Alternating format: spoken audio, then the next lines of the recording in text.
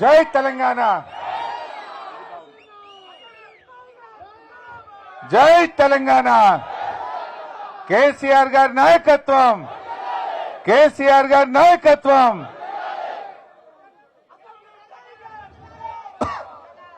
గౌరవనీయులు, పాలమూరు జిల్లాలో మొట్టమొదలు ఈ గులాబీ జెండానెత్తి తెలంగాణ ఉద్యమంలో కేసీఆర్ గారికి వెన్నుదన్నుగా నిలిచిన నాయకులు, ఈ వనపర్తి నియోజకవర్గానికి 1,00,000కు పైగా ఎకరాలకు నీళ్లందించిన ఆత్మీయులు, పెద్దలు, మాజీ మంత్రివర్యులు నీళ్ల నిరంజన్ రెడ్డి గారికి, మరొక సీనియర్ నాయకులు, తెలంగాణ ఉద్యమ నాయకుడిగా కేసీఆర్ నాయకత్వంలో పనిచేసిన మాజీ మంత్రివర్యులు మిత్రులు శ్రీనివాస్ గౌడ్ గారికి, ఆ రోజుల్లో జిల్లాలో ఒకే ఒక్క ఎమ్మెల్యే గెలిచిన, తెలంగాణ కోసం రాజీనామా చేయమంటే ఒక్క క్షణం ఆలోచించకుండా ఎమ్మెల్యే పదవిని త్యాగం చేసిన మాజీ మంత్రివర్యులు మిత్రులు లక్ష్మారెడ్డి గారికి, గౌరవ పార్టీ ప్రధాన కార్యదర్శి మాజీ రిటైర్డ్ అడిషనల్ డీజీపీ గారు పెద్దలు ఆర్ఎస్ ప్రవీణ్ గారికి, గౌరవ శరణరావు పంప్ హౌజుల్లో నేల మీద పండుకున్నాం. ఆ రోజుల్లో మేము ఆ రోజుల్లో మా లక్ష్మారెడ్డి అన్న ఊర్లో అక్కడ అక్వడక్ట్ కట్టడానికి పోయి డాబా మీద పండుకున్నాం ఎండాకాలం. అట్లా కష్టపడి 4,000 కోట్లు ఖర్చు పెట్టి పాలమూరు జిల్లాలో 8 లక్షల ఎకరాల కొత్త ఆయకట్టించింది కేసీఆర్ ప్రభుత్వం. మీ ముఖానికి 60 ఏళ్లు పాలిస్తే పాలమూరులో పట్టుమని 1,00,000-2 లక్షల ఎకరాలకు నీళ్లు తేలే మీరు. కానీ 9 ఏళ్లలోనే 2 ఏళ్లు కరోనా ఉన్నా, ఆర్థికంగా ఇబ్బందులున్నా ఈ పాలమూరు జిల్లా మీద ప్రత్యేకమైన దృష్టి పెట్టి 4,000 కోట్లు ఖర్చు పెట్టి ఇవాళ ఈ ప్రాంతాన్ని సస్యశ్యామలం చేసింది బీఆర్ఎస్ ప్రభుత్వం.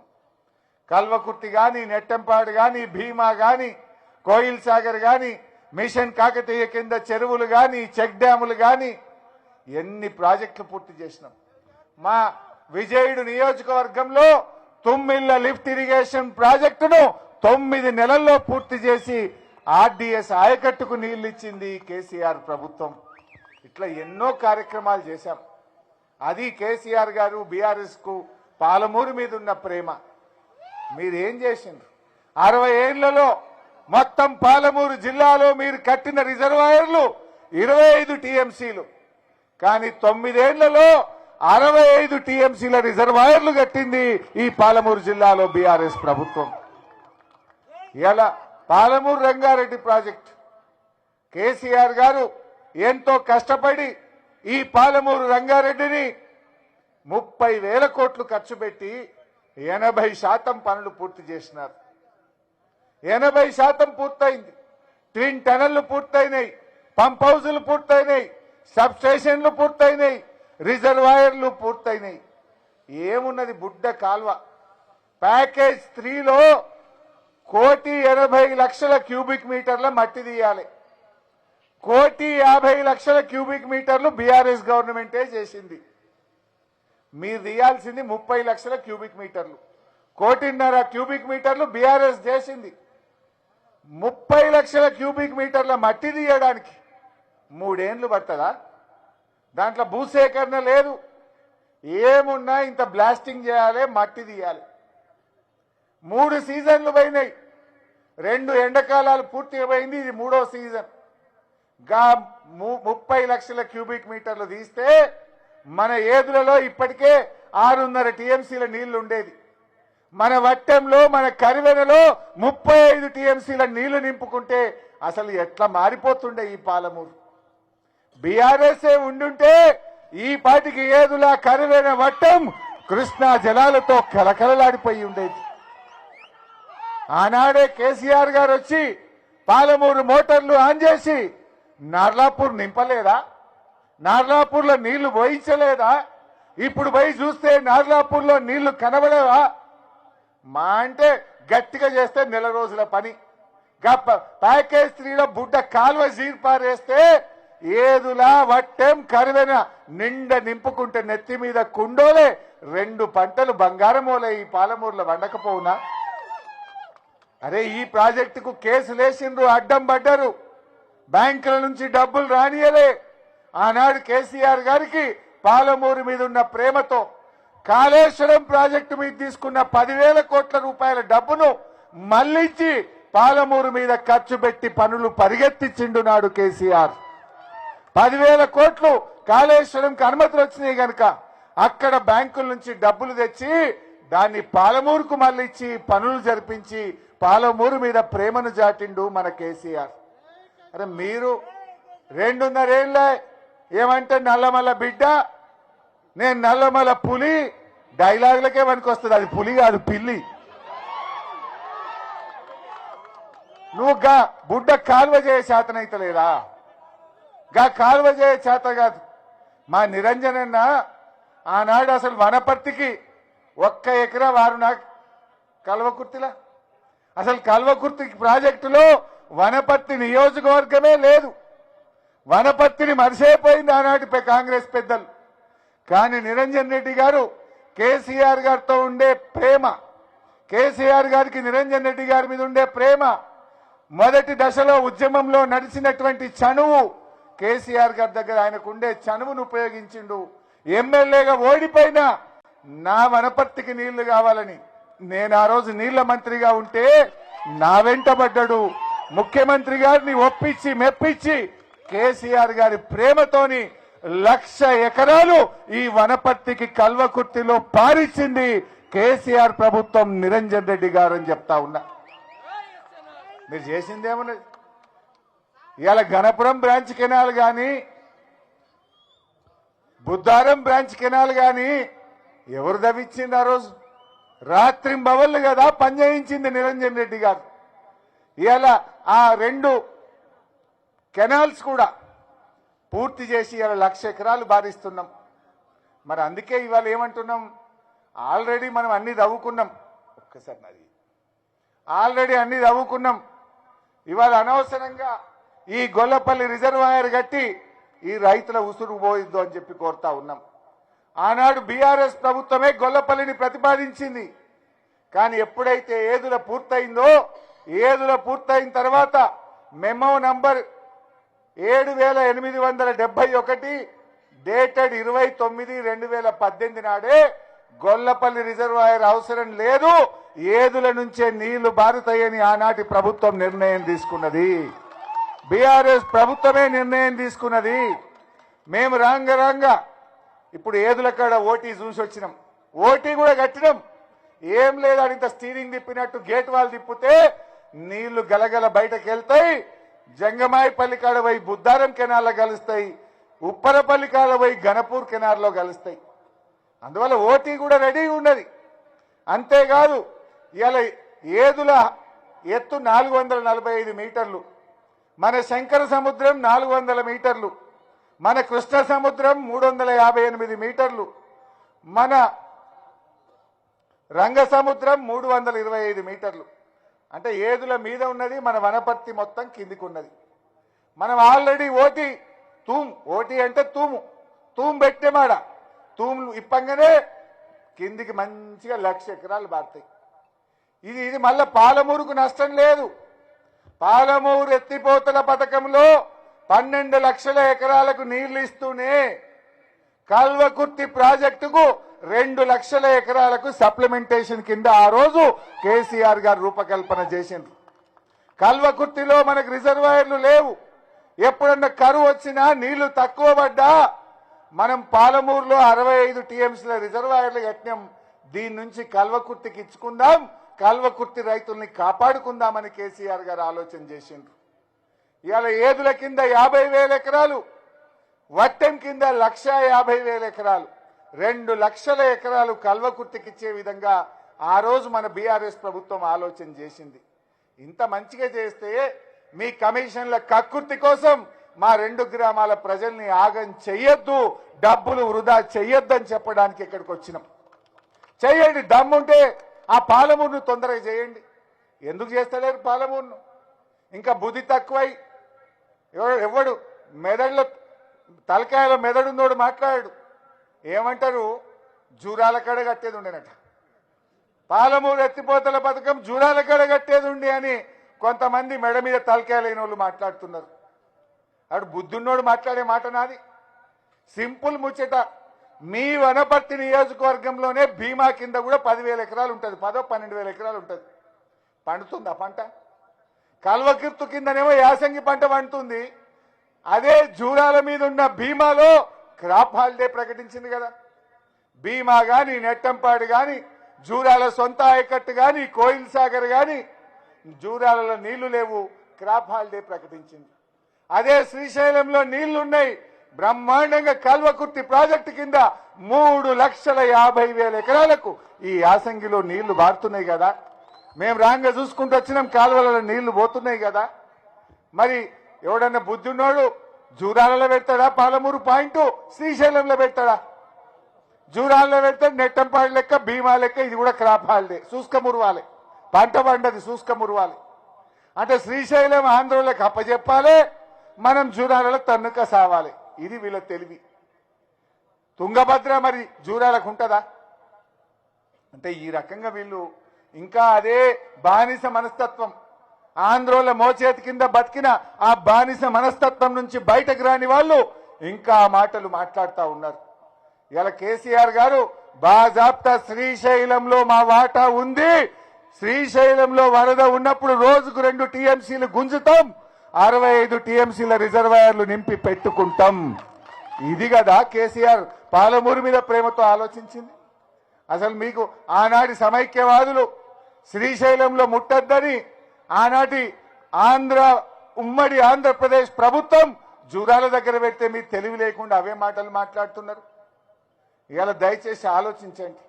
ఈ రకంగా ఈ పాలమూరు జిల్లా ఇవాళ 5 మెడికల్ కాలేజీలు కావచ్చు, రోడ్లు కావచ్చు, 5 కొత్త జిల్లాలు కావచ్చు, ఈ జిల్లాను అద్భుతంగా ప్రగతి పథంలో నడిపిందే కేసీఆర్ ప్రభుత్వం. త్రాగునీరు గాని, సాగునీరు గాని, మార్కెట్లు గాని, గోడౌన్లు గాని ఈ జిల్లాను అద్భుతంగా చేసింది కేసీఆర్ ప్రభుత్వం. ఏం చేసినావు రేవంత్ రెడ్డి? నీ 2.5 ఏళ్లలో ఒక 10,000 ఎకరాలకు నీళ్ళు ఇచ్చినావా నీ ముఖానికి? మేమిచ్చినాం 8 లక్షల ఎకరాలకు నీళ్లు ఇచ్చినాం. 30,000 కోట్లతో పాలమూరు 80% పనులు పూర్తి చేసి పట్టినాం. గా ఉన్న పాలమూరును పూర్తి చేసే తెలివి లేదు. ఇవాళ వీళ్ళు మాట్లాడుతున్నారు. బాగా ఆలోచించండి. ఆనాడు వలసల్ వాపస్ అనే వార్తలు మా పత్రికా విలేకరులు రాసినారు. ఆకుపచ్చని చీర వలె పాలమూరు పచ్చగా కనబడుతుంది అనే వార్తలు, ఫోటోలు చూశాం మనం. వలసలు వాపస్ తెచ్చిన ఘనత బీఆర్ఎస్ ప్రభుత్వానికి. ఈ కాంగ్రెస్ అంతా మోసం. రేవంత్ రెడ్డి మధ్యలో డైలాగులు బాగా గుర్తుండు. ఇప్పుడు ఓ సామెత గుర్తొస్తుంది నాకు. ఎండికట్టుకటోడు కూట్ల రవ్వు తీయ శాత కాలేదు కానీ ఏట్ల రవ్వు తీస్తా అని బయలుదేరిందట. ఈ రేవంత్ రెడ్డి ఈ మధ్య ఇంట్లో ఈగల మోత, ఈయన పోయి కేరళలో పల్లకీలు మోస్తున్నాడు. కేరళలో పోయి పల్లకీలు మోస్తుండు ఈ మోసాల రేవంత్ రెడ్డి. ఈయన ఏం చెప్తున్నాడు? పోయి మేము 6 గ్యారెంటీలు అమలు చేసేసినాం, మీరు కేరళ వాళ్ళు వచ్చి చూడుండ్రి అని చెప్తుండ్రు. ఇది ఎట్లుందంటే వెనకట్టినట్టు ఏదో భయం లేని కోడట బజార్లో గుడ్డు పెట్టిందట. ఇవో గట్లున్నాయి రేవంత్ రెడ్డి అబద్ధాలు. 6 గ్యారెంటీలు అమలైనాయే అయినాయే. రేవంత్ రెడ్డి నువ్వెవడో కేరళ వాళ్ళని వచ్చి నేను అమలు చేసినా చూడు అంటున్నావు. నిన్న మొన్న ఏదో గ్రామ సభలు పెట్టిండు ఊళ్ళల్లా. గ్రామ సభలల్లా మంత్రులకు, ఎమ్మెల్యేలకు ప్రజలు చెమటలు పట్టించారు. ఏమైనాయి 6 గ్యారెంటీలు? ఏమైంది? అవ్వ తాతకు 4,000 పింఛన్ అని ముసలోళ్ళు కర్రలు అందుకొని మర్రబడితే ఒక్కటే ఉరుకుడు కొడుకులు ఇచ్చిండా 4,000? అదే మన కేసీఆర్ 200 పెన్షన్ 2,000 చేస్తా అంటే బరాబర్ 2,000 చేసిండు, ఇచ్చిండు. నువ్వు 4,000 చేస్తా అని 2.5 ఏళ్ళు అయిపోయింది, ఇంతవరకు అవ్వ తాతలకు 4,000 ఇయ్యలే. హామీల్లో మొట్టమొదటి హామీ ఈ అక్క చెల్లెళ్లకు నెలకు 2500 ఇస్తా అన్నాడు. ఇచ్చిండా? మొదటిది 2500 ఎగబెట్టిండు, లాస్ట్ది 4000 ఎగ్గొట్టిండు. నిరుద్యోగ యువకులకు 2 లక్షల ఉద్యోగాలు అన్నాడు. ఇచ్చినాడే? మొన్న అసెంబ్లీలో గల్లబట్టి అడిగినాం, అడిగితే లెక్క బయటపడ్డది 16,000 ఇచ్చినామని. 2.5 ఏళ్లలో 16,000 ఇచ్చిండు.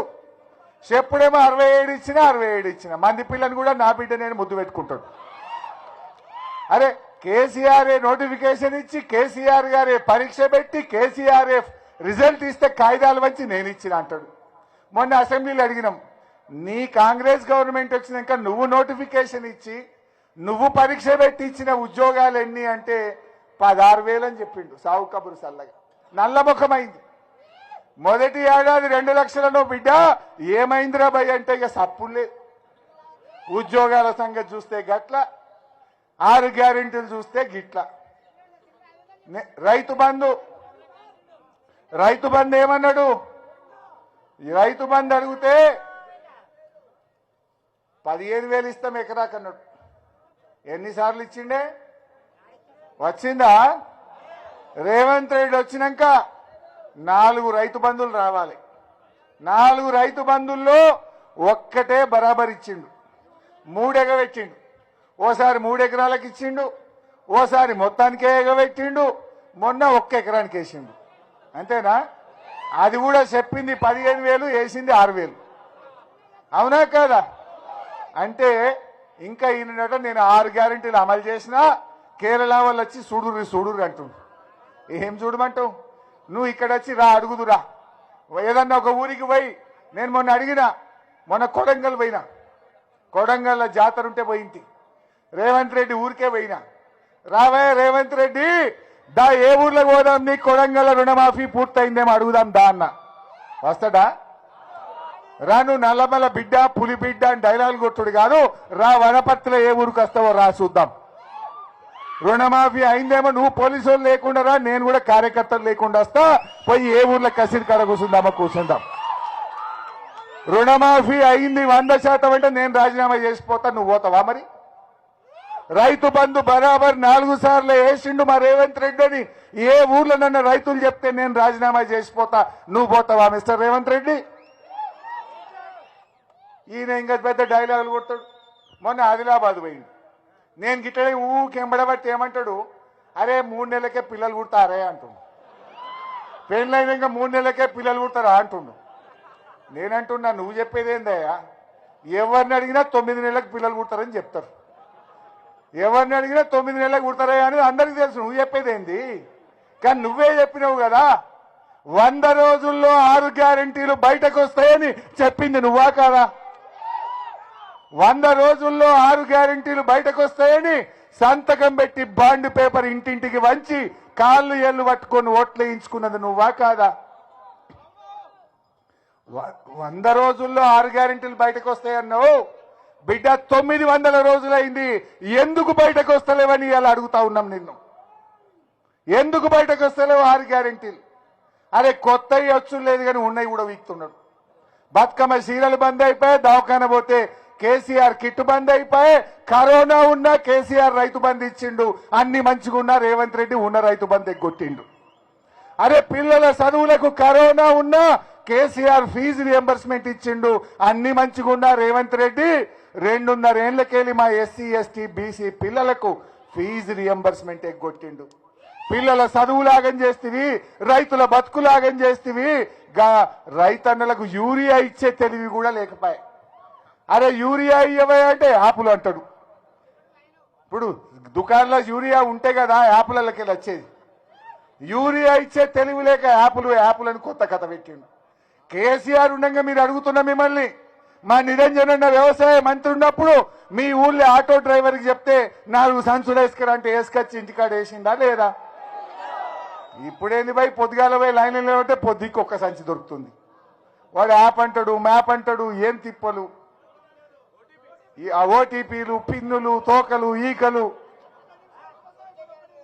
ఇదంతా ఇయ్య శాతగాక చెయ్య శాతగాక చేసే తెలివి లేక ఈ రకంగా రైతుల ఉసురు పోసుకుంటున్నారు. ఇప్పుడు రాంగన అక్కడ కొంతమంది రైతులు కలిసిండ్రు. ఏసారిగా మళ్ళా కేసీఆర్ వస్తాడు సారిగా అయిపోయింది ఏదో తప్పు అయిపోయింది అంటుంది. ఏమైంది రాబాయ్ అన్న ఇక తప్పిపోయి కూడా వానికి ఏం సారు అంటుంది.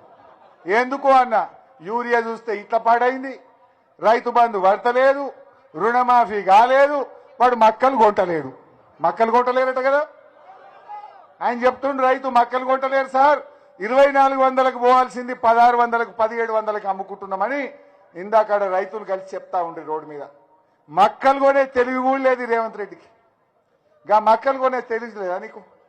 అరే కేసీఆర్ ఉండగా ఎంత మంచి కొన్నాం, మక్కలు కొన్నాం, కందులు కొన్నాం, శనగలు కొన్నాం, జొన్నలు కొన్నాం, వడ్లు కొన్నాం, పల్లికాయ కూడా కొన్నాం. ఒక ఇయర్ తెప్పలైతే మా నిరంజన్ అన్న పల్లికాయ కూడా కొనిపించిండు అతను. అప్పుడు నేనే మార్కెటింగ్ మంత్రి ఉంటే. ఏది ఇబ్బంది అయింది? నువ్వు అసలు ఏది చక్కదనం ఉన్నది నీ మొక్కానికి ఏమన్నా అంటే ముంగట 4 పోలీసు జీబులు వెనక 4 జీబులు పెట్టుకొని బయలుదేరుతుంది. పోలీసు వాళ్ళు లేకుండా రా ఒక్కసారి. అరే ఒక్కటన్నా నువ్వు ఇచ్చిన మాట నిలబెట్టుకున్నావా? ఏది నువ్వు చేసిన ఉద్దారకం? దయచేసి మీరు ఆలోచన చేయండి. నేను ముఖ్యంగా ఇవాళ ఇక్కడికి వచ్చింది ఆ 2 గ్రామాల రైతుల విషయంలో. తప్పకుండా ప్రభుత్వంతో పోరాటం, మీ భూములు కాపాడతాం, మీకు న్యాయం జరిగేటట్టు బీఆర్ఎస్ పార్టీ మీకు అండగా నిలుస్తుంది. అదేవిధంగా వనపర్తి, పానగల్, కోడేరు మండలాల చివరి ఆయకట్టుకు నీళ్లు రావడానికి ఆ రోజు మా హర్షవర్ధన్ రెడ్డి గారు, నిరంజన్ రెడ్డి గారు రామన్నగట్టు రిజర్వాయర్ అడగంగానే 50 కోట్లతోనే ఆ రోజు కేసీఆర్ గారు జీవో ఇచ్చిండ్రు. అది పూర్తి చేయి. వట్టిగా ఈ రిజర్వాయర్ పక్కకు ఇంకో రిజర్వాయర్ కట్టి ఊకే రైతులను ఎందుకు ఇబ్బంది పెడుతున్నావు? 50 కోట్లు ఇస్తే మా వనపర్తి, పానగల్, కోడేరు 3 మండలాలు సస్యశ్యామలం అవుతాయి కదా. ఇంకా 50 కోట్లు చేసేది కాదు కానీ ఈడ 1300 కోట్లు ఖర్చు పెడతారట. 1300 ఎకరాల భూములు గుంజుకుంటామని మాట్లాడే ప్రయత్నం చేస్తున్నారు. ఇవాళ ఈ జీవో మా నిరంజన్ అన్న, హర్షవర్ధన్ అన్న, మా తమ్ముడు పట్టుబట్టి కేసీఆర్ గారిని బతిన్లాడి ఇవాళ జీవో తెస్తే ఈ కాంగ్రెస్ ప్రభుత్వం ఇవాళ జీవోను రద్దు చేస్తుండ్రు. ఆ పనులు చేసేటువంటి పరిస్థితి లేదు. ఇవాళ రేవంత్ రెడ్డి ఏమనంటే కేసులు పెడుతున్నారు మన మీద. కేసులకు భయపడతారా మీరు? మేమందరం లేమా మీకోసం? ఏం భయపడకుండ్రి. ఇప్పటికీ మా మీద 4 కేసులు పెట్టిండు. నేను ఎక్కడో పోయి ఈయన రేవంత్ రెడ్డిని పరిగిలా లేదా ఈయన యనుమల రేవంత్ రెడ్డి కాదు, ఈయన ఎగవేతల రేవంత్ రెడ్డి అన్న. ఈయన తప్పున్నదా? ఎగవేతల రేవంత్ రెడ్డి అంటే నా మీద మానకొండూరు పోలీస్ స్టేషన్లో కేసు పెట్టిండు. అరే నువ్వు రైతు బంధు ఎగబెట్టింది నిజం, రుణమాఫీ దేవుని మీద ఒట్టు పెట్టి రుణమాఫీ ఎగ్గొట్టింది నిజం, 4000 పింఛన్ ఎగ్గొట్టింది నిజం, తులం బంగారం ఎగ్గొట్టింది నిజం, ఆడపిల్లలకు స్కూటీలు ఎగ్గొట్టింది నిజం, ఫీజు రియంబర్స్మెంట్ ఎగ్గొట్టింది నిజం, తులం బంగారం ఎగ్గొట్టింది నిజం. అరే ఉన్నదంటే నా మీద కేసు పెట్టుడేందో నాకైతే అర్థమే కాదు. కానీ నేను మీకు చెప్పేది ఒక్కటే, భయపడకండి. ఏది ఏమైనా అటున్న సూర్యుడు ఇటు పడిచినా 2 ఏళ్ల తర్వాత వచ్చే ప్రభుత్వం కేసీఆర్ ప్రభుత్వం ఖచ్చితంగా వచ్చి తీరుతుంది. అరే రాంగ్ ఒక ఆయన గొల్లమల్లేసి కలిసిండు. అది అందులోకెళ్ళి వచ్చినాం, లోపలికి వెళ్ళి ఏదులా రిజర్వాయర్ నడిమిట్లకెళ్ళి వచ్చినాం మేము. ఒక ఆయన గొర్రెలు కాస్తుండు, అది బండి స్లో అయింది. ఏం పేరంటే మళ్ళీ చెయ్యి అడ్డం పెట్టి ఆపిండు. ఏం పేరంటే మల్లేష్ అన్నాడు. ఇగో కేసీఆర్ గొర్రెలు సార్, కేసీఆర్ గొర్రెలు సార్ అన్నాడు. ఆ గొర్రెలు చూపించి అంటుండు, అరే మా దాంట్లో కొంతమందికి 2వ విడత వచ్చేది ఉండే, ఈ రేవంత్ రెడ్డి 100 రోజుల్లో ఇస్తా అన్నాడు సార్, 2 లక్షల బ్యాంకులు ఇస్తా అన్నాడు సార్, జర గట్టిగా అడుగు అసెంబ్లీలో ఎప్పుడు ఇస్తాడో అంటుండు. నువ్వు గొర్రె పిల్లలు ఇవ్వపోతివి, శాప పిల్లలు ఇవ్వకపోతివి, రైతు బంద్ వేయకపోతివి, రుణమాఫీ చేయకపోతివి, 4000 పింఛన్ ఎగబెడితివి, మహాలక్ష్మి ఎగ్గొడితివి. ఏం ఉద్దారకం చేసినావు? చేసిందేమున్నది? అందుకే నీకెవ్వరు ఓటు వేయరు. రేవంత్ రెడ్డి పగటి కలలు అంటుండు నేను మళ్ళా గెలుస్తాను. నువ్వు మళ్ళా గెలుచుడు మాట దేవుడెరుగు. కాంగ్రెస్ పార్టీకి నువ్వు ముఖ్యమంత్రిగా ఉంటే ప్రధాన ప్రతిపక్ష హోదా కూడా దక్కదు. మీకు సింగిల్ డిజిటే దిక్కు, కాంగ్రెస్ కు సింగిల్ డిజిటే దిక్కు. ఈ పాలమూరు రంగారెడ్డి కూడా వీళ్ళు చేసేటట్టు కొట్టలేదు. మళ్ళా కేసీఆర్ వచ్చేది ఖాయం. పాలమూరు రంగారెడ్డి పూర్తి చేసి 12 లక్షల ఎకరాలకు నీళ్లు ఇచ్చి తీర్థం. ఏమై 2.5 ఏళ్లలో జానడి కలవదవ్వపోతుంది. నువ్వెప్పుడు పూర్తి చేయాలి ఈ పాలమూరు? నిన్నెవరు నమ్మాలి నిన్ను? మళ్ళా కేసీఆర్ వస్తాడు, పాలమూరు రంగారెడ్డి కూడా పూర్తి చేస్తాడు, 12 లక్షల ఎకరాలకు నీళ్లు ఇస్తాడు. అందువల్ల మీరందరూ కూడా మా నిరంజన్ ఎంత కష్టపడ్డాడే మీకోసం. అరే వనపర్తి జిల్లా చేసిండు, వనపర్తి మెడికల్ కాలేజ్ తెచ్చిండు, వనపర్తిలో 500 పడకల ఆసుపత్రి కట్టిండు, నర్సింగ్ కాలేజీ తెచ్చిండు, 4 లైన్ల రహదారి వేసిండు, అద్భుతమైన కలెక్టరేట్ కట్టిండు, వ్యవసాయ కాలేజీ తెచ్చిండు. ఎన్ని రకాలుగా అన్నిటికంటే పెద్దది నా దృష్టిలో నిరంజన్ అన్నకు పదవి కంటే కూడా అప్పుడప్పుడు నాతో అంటుంటాడు, 1,00,000 ఎకరాలకు వనపర్తికి నీళ్లు ఇచ్చిన నా జన్మకిది చాలు అంటాడు మా నిరంజన్ అన్న. నా జీవితంలో చుక్క నీళ్లు లేని నా వనపర్తిలో కేసీఆర్ గారి ఆశీస్సులతో ఇటు గణపురం బుద్ధారం కెనాల్ పూర్తి చేసుకొని కాల్వకుర్తి కాల్వ ఎక్స్టెన్షన్ చేసి 1,00,000 ఎకరాలకు నీళ్లు ఇచ్చిన నా వనపర్తి ప్రజల రుణం తీర్చుకున్న నా జన్మకిది చాలు అని మా నిరంజన్ అన్న ఎంతో తృప్తి పడతాడు, గర్వపడతా ఉంటాడు. అంత మంచి మనిషి నిరంజన్ రెడ్డి గారు. ఆయన తన కోసం కంటే తన ప్రజల కోసం, పాలమూరు జిల్లా కోసం, వనపర్తి ప్రజల రుణం తీర్చడం కోసం ఆయన పడ్డ తపన ఒక సహచరుడిగా, ఆయన సహచర మంత్రిగా, సహచర ఎమ్మెల్యేగా ఆయన ప్రయత్నం నేను కల్లారా చూసినటువంటి వాడిని. అలాంటి నిరంజనన్నను మీరందరూ కూడా ఎప్పుడు అవకాశం వచ్చినా నిండు మనసుతో ఆశీర్వదించాలని కోరుతూ జై తెలంగాణ.